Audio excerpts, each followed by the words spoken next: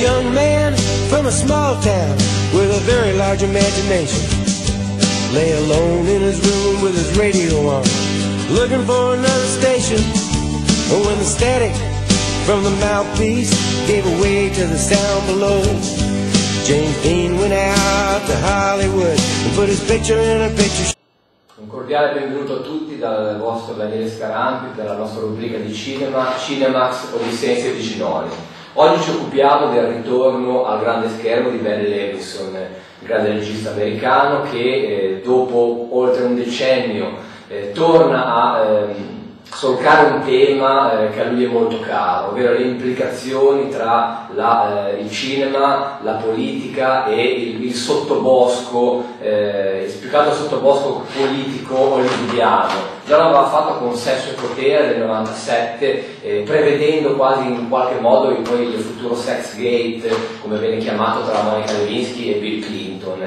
In questo disastro Hollywood torna appunto a queste tematiche e lo fa con una pungentissima ironia. Infatti, se noi dessimo un'occhiata al cast di questo film, Robert De Niro, Sean Penn, Bruce Willis, Michael Wincott, John Turturro, ci aspetteremo un grande colossal in stile americano, ma già dando un'occhiata alla locandina del film, con Robert De Niro in Bermuda e in infradito, riusciamo sostanzialmente a capire quale sia il registro che Barry Levinson ha seguito e l'impronta che gli vuole dare.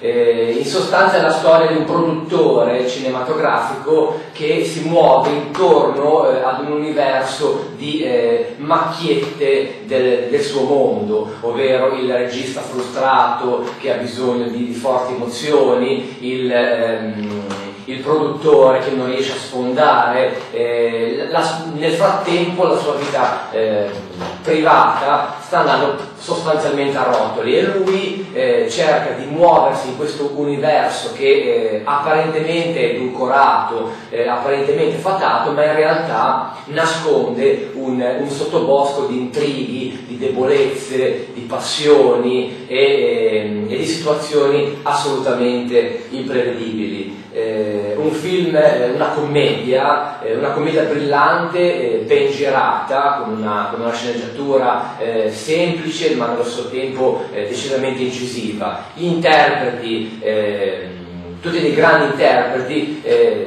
C'è anche da sottolineare il cameo, come vengono chiamati nel mondo del cinema, soprattutto di due grandi attori, ovvero Bruce Willis e Sean Penn, che nel film interpretano se stessi con grande ironia. Ad esempio Bruce Willis fa un personaggio assolutamente fuori dagli schemi, un attore burbero che litiga con i produttori perché non vuole tagliarsi la barba, quasi fosse simbolo della sua forza. Ancora una volta Barry Levinson convince, ci dà uno spaccato di una realtà che a volte capita di leggere sui giornali, ma vista al cinema viene fotografata nei minimi particolari.